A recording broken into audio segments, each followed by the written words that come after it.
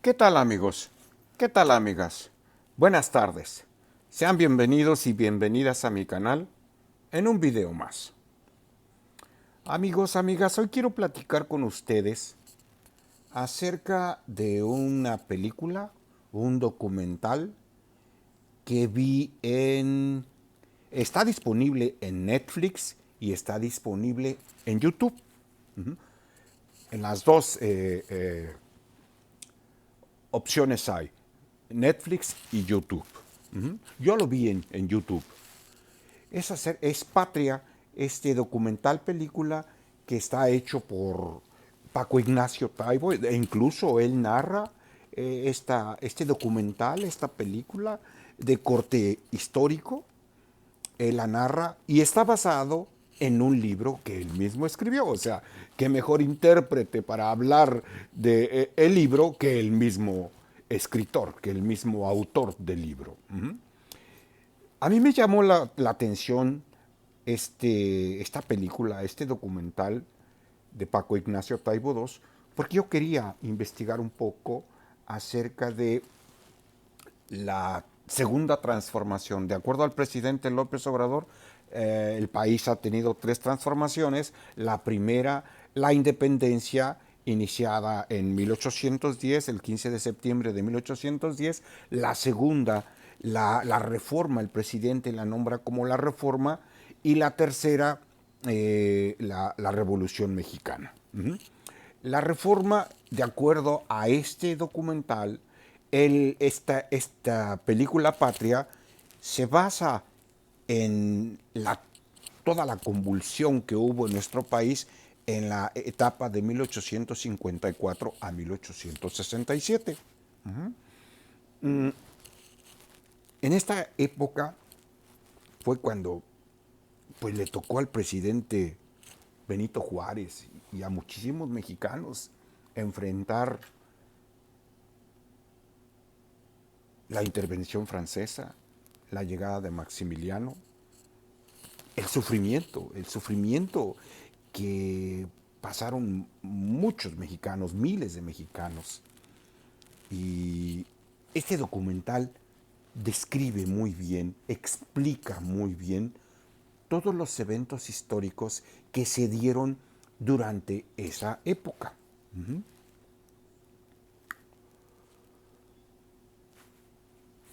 Se basa este documental entre los años 1854 y 1867. En esta época se basa este documental. Paco Ignacio lo divide, hace énfasis de que el país se enfrentó una revolución liberal en esos años. Enfrentó nuestro país, vivió momentos históricos como la caída de Antonio López de Santa Anna.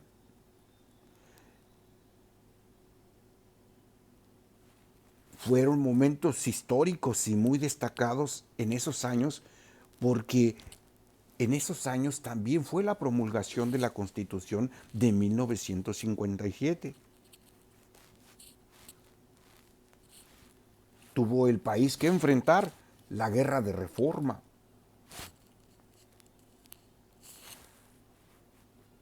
Otro parteaguas y dolor tremendo que vivieron los mexicanos de aquellos años, pues fueron la llegada amenazante virtualmente de cientos de barcos a las costas mexicanas. De hecho, el puerto de Veracruz, narra Paco Ignacio Taibo, que al puerto de Veracruz llegaron cientos de barcos españoles, franceses, ingleses, decididos a invadir México, a cobrar ciertas deudas que en voz, en palabra de Paco Ignacio Taibo, eran meramente pretextos para invadir nuestro país. España quería retomar otra vez el control de México, Inglaterra quería un pedazo de nuestro país y Francia, desde luego, también quería un pedazo de nuestro país. La riqueza de México era y sigue siendo codiciada. Era y sigue siendo codiciada la riqueza de México. Recordemos que en aquel entonces todavía no se conocía la riqueza petrolera que tenía México. Todavía era exploratoria la riqueza petrolera en el mundo, no nada más en México, en el mundo. Apenas era exploratoria, apenas había algunos inicios de algunas extracciones de algunos barriles en el mundo, pero el petróleo todavía no se conocía como la mercancía codiciada que ahora es, que años después surgió y que sigue siendo una mercancía codiciada. Habla Paco Ignacio Taibo del sufrimiento que tuvo que enfrentar nuestro país en la intervención francesa. Cosa curiosa, no sé si les pasa a ustedes, pero a mí me pasaba que la intervención francesa la asociábamos únicamente con el 5 de mayo. El 5 de mayo de 1862.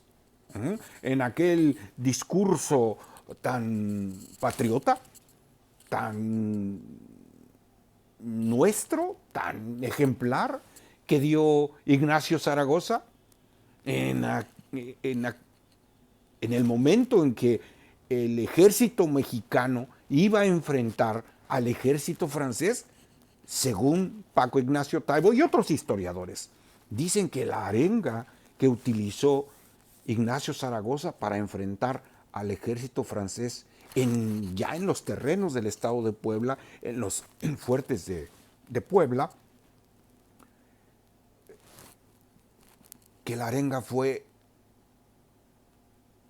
tenemos enfrente de nosotros al ejército más poderoso del mundo, pero nosotros somos los mejores hijos de México.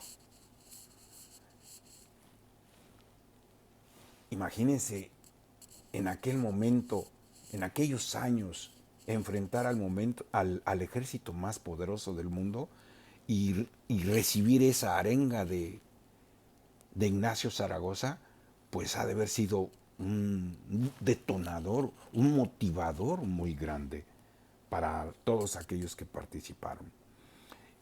El conocimiento de la mayoría de nosotros, al menos fue mi caso, que ahí se quedaba todo y creíamos muchos que ya les derrotamos a los franceses y se fueron corriendo a su casa. No, no.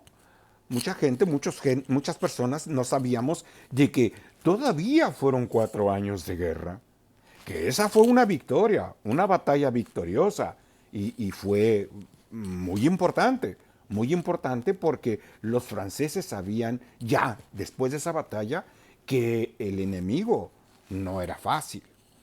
Tengo entendido, de acuerdo a lo que comenta Paco Ignacio Taibo, que en ese momento fue una batalla casi de igual a igual, en números, 4.000 contra 4.000, 5.000 contra 5.000, pero que después fue cuando de verdad vino la invasión francesa, cuando 60.000 soldados, el ejército mexicano tuvo que enfrentar a 60.000 soldados franceses, bien armados, bien entrenados, decididos a apoderarse de México, porque el pretexto era cobrar una deuda, pero la intención era apoderarse de México. Y quien realmente derrotó a los franceses fueron la gente común, gente del pueblo, campesinos, gente de las ciudades vecinas, de los pueblos vecinos, con su actitud patriota, la guerra de guerrillas, que en ese momento fue la mejor arma que utilizaron los mexicanos de ese entonces, fue la que realmente derrotó a los franceses.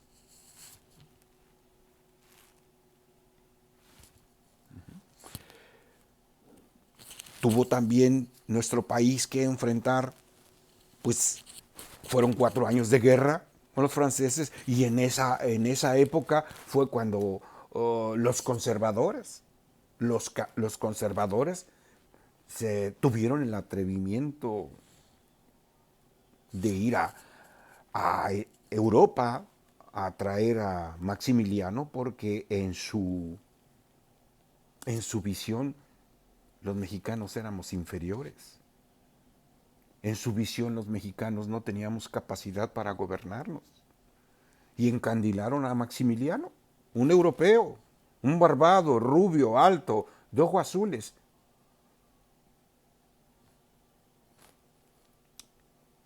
Desde entonces, desde hace muchos años tenemos traidores en nuestro país y siguen los traidores, no se han ido ni se irán de México, porque tal parece ser que muchos mexicanos traen la traición en el ADN, en su afán por quererse sentir europeos, en su afán por quererse sentir superiores, aunque vivan en la misma colonia, aunque vivan en la misma ciudad, aunque compartamos el mismo medio ambiente, la misma ciudad, el mismo transporte. Hay muchísimos mexicanos que se siguen sintiendo superiores a otros mexicanos. Todavía, hoy en día todavía un racismo y un clasismo que creímos que estaba sepultado, que creímos que no existía, que creímos que era cosa del pasado, que era cosa de los libros de historia que platican, que hace muchos años hubo traidores en nuestro país. No, resulta que en México ha renacido ese clasismo y ese racismo que creímos que ya estaba sepultado o que creímos que ya no existía, que era parte del pasado, que nada más vivía en los libros de historia. ¿No? Sigue habiendo clasismo y racismo. Sigue habiendo un clasismo y racismo aún entre compañeros de trabajo, entre compañeros de escuela, entre compañeros de transporte público. Todavía quieren revivir esa división entre mexicanos de primera y mexicanos de segunda. Pero afortunadamente en aquellos años tuvimos al mejor presidente que ha tenido nuestro país, a Benito Juárez García. Afortunadamente se rodeó de otros mexicanos tan comprometidos con sus principios, tan comprometidos con sus ideales, que a pesar de que todas las condiciones estaban en contra de nuestro país, a pesar de que teníamos un país recién salido de la atrocidad de habernos despojado de más de la mitad del territorio, a pesar de que veníamos saliendo de una dictadura feroz a cargo de Antonio López de Santa Anna, a pesar de que veníamos de una guerra de independencia que dejó miles de muertos en todo el país. Después de todo ese sufrimiento, todavía hubo mexicanos que estuvieron dispuestos a seguir enfrentando más sufrimiento. Fuimos afortunados en aquel entonces en haber tenido a un presidente de la estatura de Benito Juárez, de rodearse de hombres tan comprometidos con sus causas, con sus principios, que fueron capaces de derrotar al ejército más poderoso del mundo y echarlos de nuestro país de una manera casi humillante. Fueron capaces de doblegar al imperio impuesto desde el extranjero. Fueron capaces de acabar con ese sueño imperial que pretendían establecer en México, al grado tal que el presidente López Obrador, a pesar de ser un hombre bondadoso, no le quiso perdonar la vida a Maximiliano, a pesar de los ruegos de muchos gobiernos del mundo, a pesar de la insistencia de las peticiones que hicieron muchos gobiernos del mundo, el presidente Juárez, a pesar de ser una persona buena, un gran hombre, un hombre de buenos sentimientos, no le perdonó la vida ni al emperador Maximiliano, ni a los traidores que fueron por él a Italia y traerlo para que nos gobernara porque no sabíamos gobernar.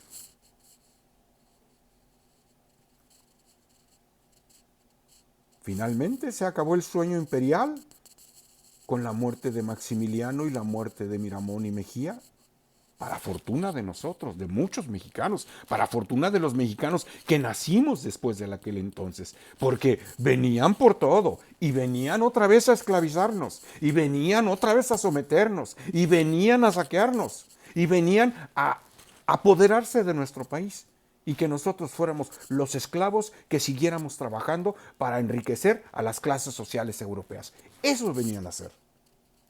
Por eso es el parteaguas tan importante en la existencia, en la vida pública de nosotros los mexicanos, la existencia del presidente Benito Juárez y de todos los personajes que afortunadamente lo acompañaron en esta hazaña histórica que vivió nuestro país en aquel entonces.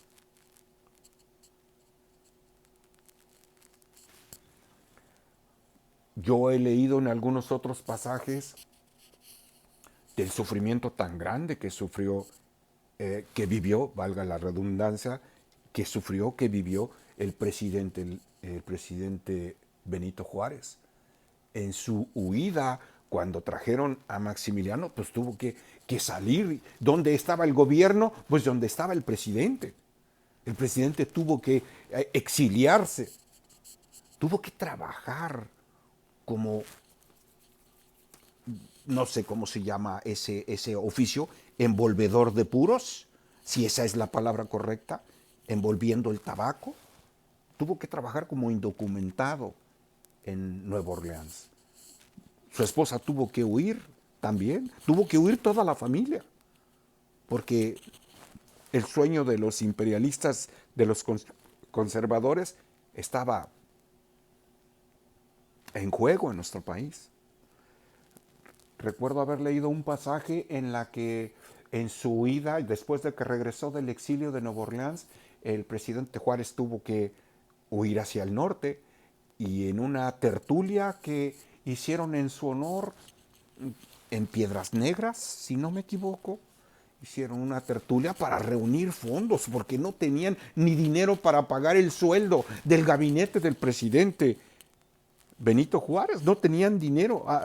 El gobierno estaba ahí porque ahí estaba el presidente, pero no había finanzas, no había dinero para cubrir los gastos mínimos del gobierno, del presidente. El mismo presidente duraba meses sin cobrar sueldo porque no había dinero. Y en una tertulia, en un baile que hicieron en honor al presidente Benito Juárez, hay un pasaje que cuenta Paco Ignacio Taibo en otro video en el cual le dicen al presidente Juárez, está el baile, y le dicen al presidente Juárez, señor presidente, venga, vamos a bailar, venga. Y que el presidente se negó a bailar. Le preguntaron que por qué y le confesó a uno de sus asistentes que no salía a bailar porque tenía la suela del zapato, en la suela del zapato tenía un agujero por el uso y que le daba pena salir a bailar y que los que prepararon el baile en su honor, pues se dieran cuenta que el presidente Benito Juárez tenía los zapatos agujerados y el calcetín agujerado. A ese grado llegó el sufrimiento del presidente Benito Juárez. De hecho, en el exilio murió el hijo mayor de Benito Juárez, o uno de los hijos de Benito Juárez murió en el exilio, porque mientras Benito Juárez se encontraba en Nueva Orleans, su esposa tuvo que huir a otra ciudad intentando preservar la vida para que no los alcanzara la mano de los conservadores y los fueran a matar, los fueran a asesinar. Yo les sugiero que vean esta película, este video. Al igual que yo, encontré algunas respuestas, muchas respuestas a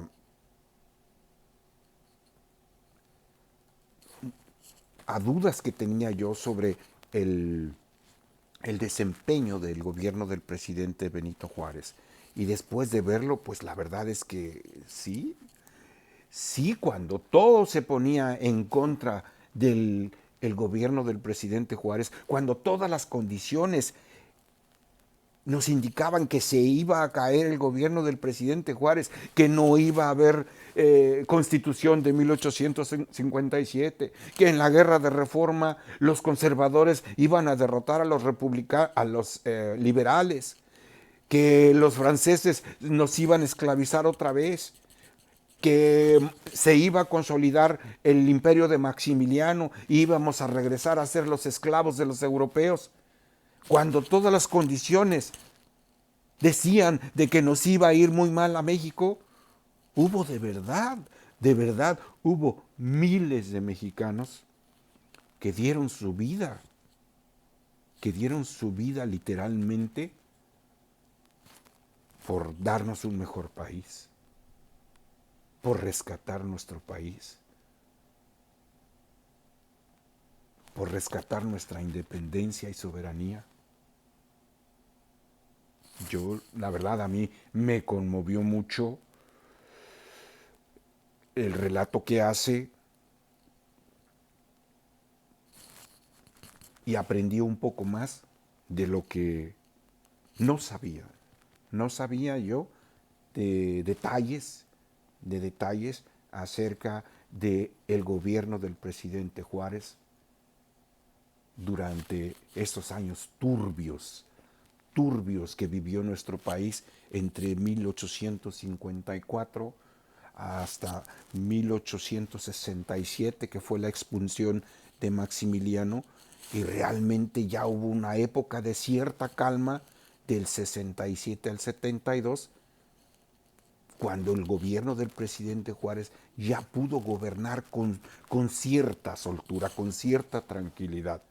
Pero lamentablemente, pues la naturaleza se interpuso y el presidente Juárez llegó a su fin el 18 de julio de 1872 en el Palacio Nacional. Les quería sugerir este video, esta película, este documental. Espero que si tienen algún tiempo lo puedan ver y quizá ocurra lo mismo con ustedes como ocurrió conmigo. Aprendí un poquito más del sufrimiento que nuestro país tuvo durante esos años tan intensos en que todo parecía indicar que íbamos a retroceder en la historia y que íbamos a regresar a los años de esclavitud, a los años del 1521, de cuando nos sometieron y nos esclavizaron. Pues eso era lo que quería platicar con ustedes, amigos. Les agradezco por llegar al final de este video y nos vemos en un futuro video. Muchas gracias.